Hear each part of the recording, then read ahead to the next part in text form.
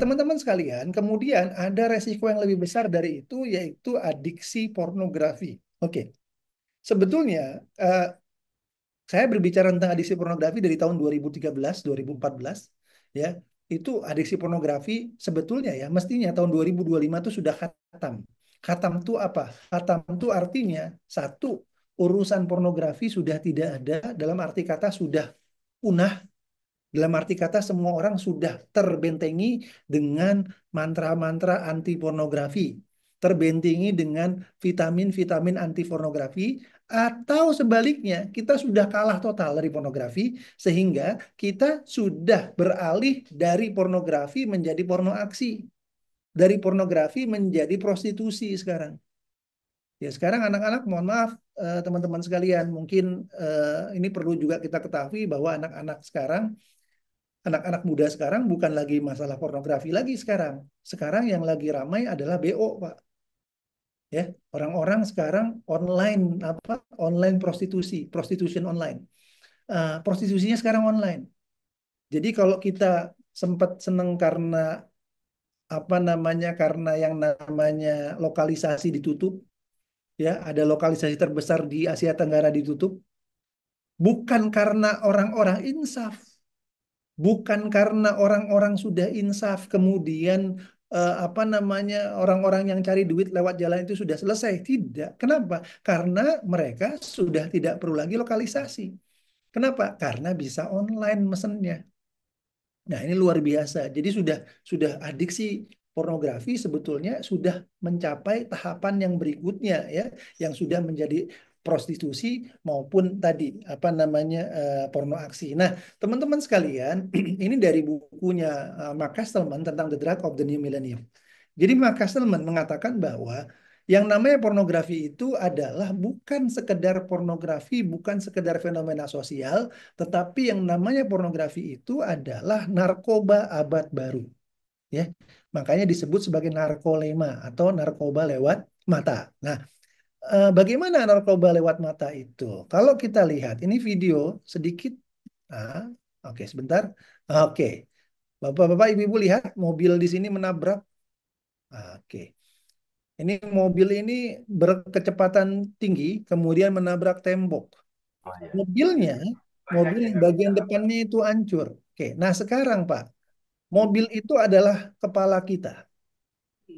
Mobil itu adalah otak kita, kepala kita dengan jaringan-jaringan otaknya, dan tembok ini, tembok tadi ini adalah pornografi itu sendiri. Oke.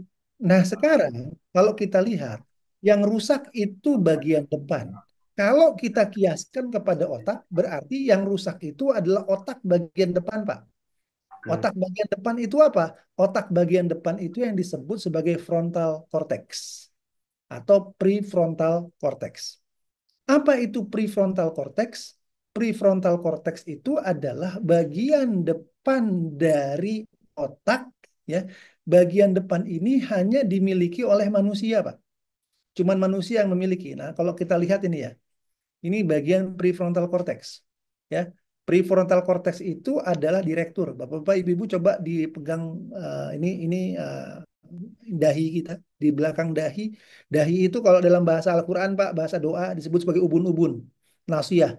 Ya, teman-teman, kalau kita ada doa itu wa nasiyati fi qabdatik, ya Allah, nasiyahku, ubun-ubunku adalah ada di genggamanmu. Nah, di balik ubun-ubun itu ada yang namanya prefrontal cortex. Ini ubun-ubun, di balik ubun-ubun itu ada yang namanya apa? Prefrontal cortex. Prefrontal cortex itu adalah direktur dari otaknya manusia. Dari manusia direkturnya itu adalah prefrontal cortex. Kenapa? Karena di sini adalah tempat di mana moral dan tanggung jawab itu diproses. Nah, ini proses moral tanggung jawab itu ada di mana? Ada di prefrontal cortex. Masa depan di mana diorganisasikan di prefrontal cortex. Ada mengatur emosi untuk menunda ke apa kepuasan tadi. Emosi mengatur bahwa oh nanti aja ini bisa dilakukan nanti. Oh, nggak mesti sekarang. Di mana? Ada di prefrontal cortex. Untuk pengontrolan diri, untuk menjaga konsekuensi ada di prefrontal cortex. Untuk pengambilan keputusan di mana ada di prefrontal cortex. Jadi secara keseluruhan Prefrontal cortex itu adalah ekspresi kepribadian seorang manusia. Dia akan matang, menurut saintis matang pada usia 25 tahun. Ya, dia berkembang dari usia berapa? Dari usia 6 tahun sampai 25 tahun terus berkembang. Makanya kalau kita lihat ya usia matang menikah itu 25 tahun, memang kan Nabi Muhammad menikah umur 25 tahun. Kenapa? Karena pada usia tersebut prefrontal cortexnya sudah matang sehingga sudah bisa mencapai masa di mana dia sudah bisa memutuskan gitu loh. Sudah punya keputusan sendiri. Nah, di sini, di prefrontal cortex ini, teman-teman sekalian, ada fakta yang mengejutkan bahwa prefrontal cortex itu adalah bagian otak yang mendorong kita untuk berbohong. Nah, itu kejujuran juga ada di prefrontal cortex. Nah, artinya apa, teman-teman sekalian? Kalaulah seandainya, ini kalau menurut siapa? Menurut Mark Castemel tadi, menurut Mark Castemel, bahwa kerusakan otak yang disebabkan oleh apa namanya oleh pornografi itu menyerang otak bagian depan, Pak. Otak bagian depan yang tanggung jawab ya yang di. Jadi apakah dengan menonton pornografi apakah dia akan mengurangi kecerdasannya? Tidak, tidak berkurang kecerdasan, tapi yang berkurang itu adalah otak bagian depan. Kebijaksanaan dia akan terganggu. Oke? Artinya apa, Pak?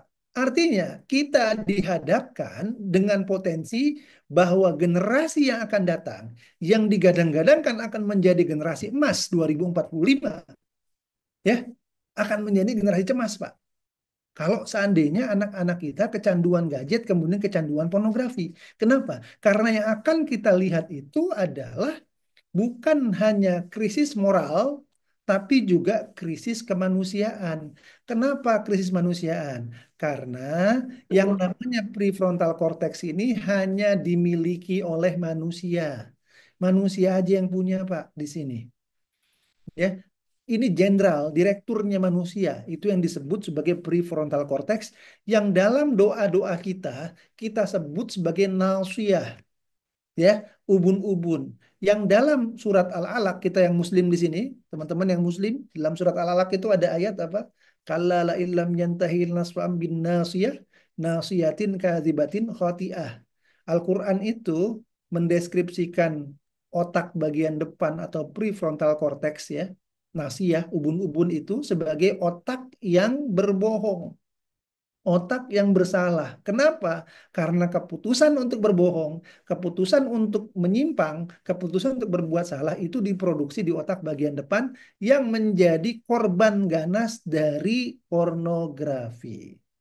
Oke, kalau kita bicara tentang digital, dunia digital, kita bicara tentang adiksi, kita bicara tentang bagaimana potensi negatif gadget, maka sebetulnya langkah pertama yang harus kita benahi adalah keluarga. Keluarga, ya.